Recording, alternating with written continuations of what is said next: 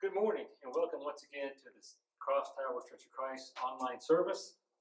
As we're looking at the anchor points, we've talked about the idea last Sunday, just to kind of catch us up a little bit, is that a boat, when it heads out into the sea and it comes upon a storm, they would put out a sea anchor and they would face the bow to the wind, and that boat would be secure in the storm. Well, as we look at the anchor points of God, these promises of God, set over 7,000 in the Bible, and we're going to look at 7 of them in these few weeks. Because Hebrews gives us this verse, this thought. We have this hope as an anchor for the soul, firm and secure. That's my prayer for your life as we go through this pandemic, that your soul, that you have an anchor for your soul, that these promises of God anchor us deep into who God is. So as we think about that, I thought about the story that happened to me in the 3rd grade. Now this is 1966. Let's get the context. 1966. Small town, or it was back then, Conway, Arkansas. I was in the 3rd grade, first day of school. I had talked my mom into letting me walk home by myself. It was 1.1 miles. Now to a 3rd grader, it seemed like it was 15 miles. So she had driven me several times and told me, look for this house, look for that store, and you'll be okay. You'll get home just fine. The day came and I was so pumped. I was walking home, but I don't know how far I had gotten. It seemed like a little more than halfway, and I panicked. Nothing looked familiar. I might have cried a couple times. I felt alone. I felt I won't ever see my family again. Oh my goodness, I was scared. Till a man from the gas company, and I knew he was from the gas company because he had that flame on his shirt and his name on the other side of his shirt, and he said, son, what's going on? I said, I'm walking home from school and I can't find my house. He said, what's your address? My mom had drilled our address, deep down into us, and I said, 1923 Sims Street. He said, you're just a few blocks away. You're almost there. I said, well, let me make it. I can do it. He said, get my truck. I will make sure that you get home safely today. I was so thankful for that gas company. I don't even know his name. He drove me home, and my mom was so thankful. That's what I think about us in this time of uncertainty, of financially. Some of us have already lost our jobs. My daughter's been laid off, and what's going to happen to me? Will I get the virus? Am I going to get sick? What's going to happen to me in the future? There's a lot of anxiety, a lot of uncertainty. And we feel abandoned sometimes. We feel like we're all alone. But I want you to know that these promises are going to anchor us. These promises are going to give us at times that we feel that we're off track, that we can't find home. So the promise that we're going to look at today is found in several times in the Bible. I think it's a key promise in the Bible. It's found in Deuteronomy 31 and in Hebrews 13, where God says this, I will never leave you. I will never forsake you. Now, in the original language, the language is a little more emphatic. It says this, there's five negatives in the original language, where it says, no, not you, I won't leave you. Nor, no, not you, will I forsake you. God's just hammering that down. No, no, no, I will not ever leave you nor forsake you. This guy named Antonio Curtis dialed the wrong number.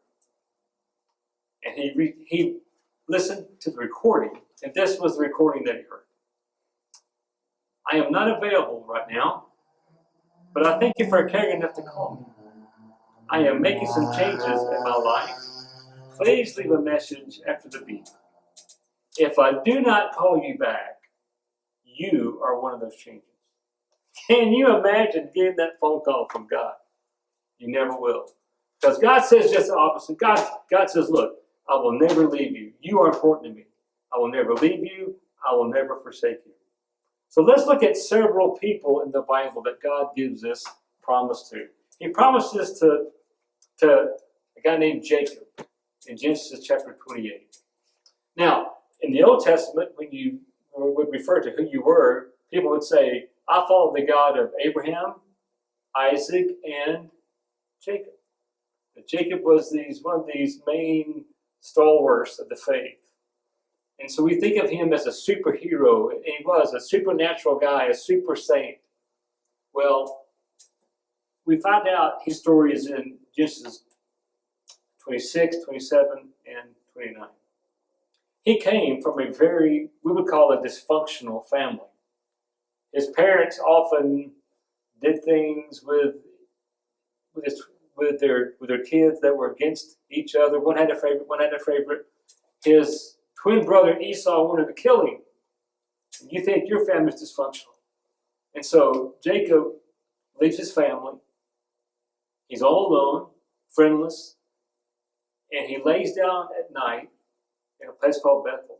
And he has this incredible vision of this ladder going to heaven. And he's so encouraged and he's so uplifted by this. And then God gives him this promise. Verse 15 in Genesis 28. I am with you. I will watch over you wherever you go. And I will bring you back to this land. I will not leave you until I have done what I have promised. So here's Jacob, feeling alone, friendless, away from his family. And God comes to him in this incredible way and says, Jacob, I will never leave you. So today you might feel that way. You're wandering and you feel alone and you feel maybe in our quarantine we feel like I'm alone. I'm kind of off kilter here and I'm uncertain and God says, look, I'll never leave you. I'll never forsake you. It's a promise that we can anchor our lives in. Another group of people that got the promise was the nation of Israel. It's invasion day. They've been waiting years to come and invade the promised land. And the days arrived. I mean, they've been waiting a long time. There's one hitch. Their leader that's led them out of Egypt and led them through the wilderness can't go with them. Moses disobeyed God along the way. But in God's grace, he let Moses see the promised land. But a young buck named Joshua would be the leader to lead them. And the people were a little worried. They were a little off kilter. And so Moses, listen to what Moses tells them. Then Moses went out and spoke these words to all of Israel. I am now 120 years old, and I am no longer able to lead you. See, they put their faith in Moses. The problem that they had was they thought Moses was their deliverer, when in fact it was God. Watch what Moses says. Listen to what Moses says. The Lord has said to me, you shall not cross the Jordan. But the Lord God himself will cross over ahead of you. He will destroy these nations before you, and you will take possession of their land.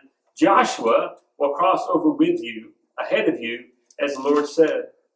As the Lord will do to them what he did to Sihon and Og, the king of the Amorites, whom he destroyed along with their land, the Lord will deliver them to you. And the Lord will deliver them to you, and you must do to them all that I have commanded. Be strong and courageous. Do not be afraid or terrified, don't be afraid of them, because the Lord your God goes with you. He will never leave you nor forsake you.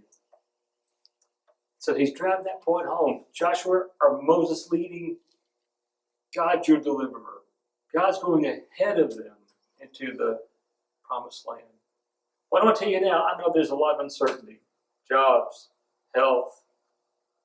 But God says, look, this is a promise. You're going to claim this promise for your own today. God's never going to leave me nor forsake me. So God's going to go before me financially. God's going to go before me Spiritually, God's going to go before me in every way in my life. God's going ahead of you. God's got you. God's got this. And so today, we don't need to worry. We don't need to fret. I mean, I have times of anxiety. I have times of questioning. But my heart just keeps coming back to this promise. It anchors me that God will never leave me nor forsake me.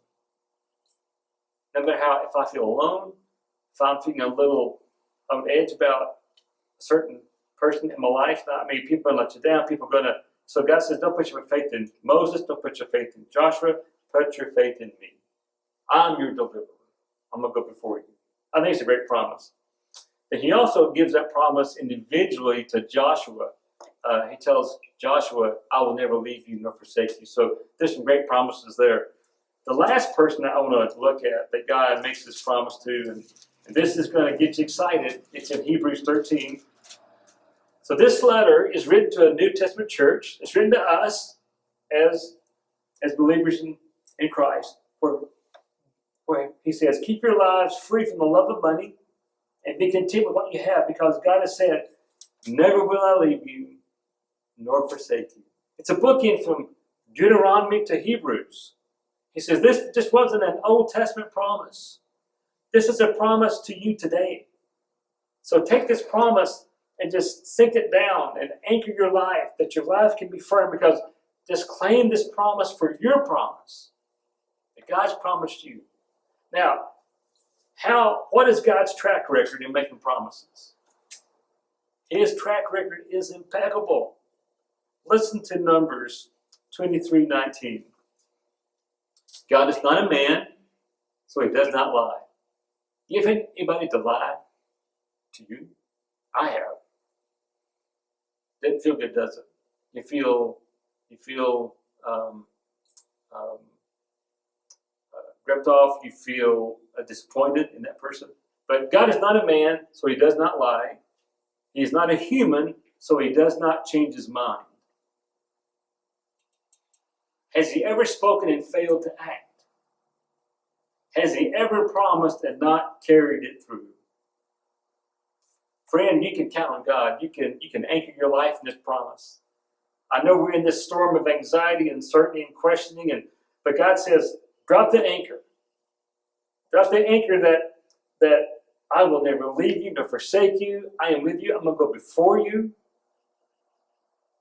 Do not be afraid, God says, because I am with you. So perfect love casts out fear, right?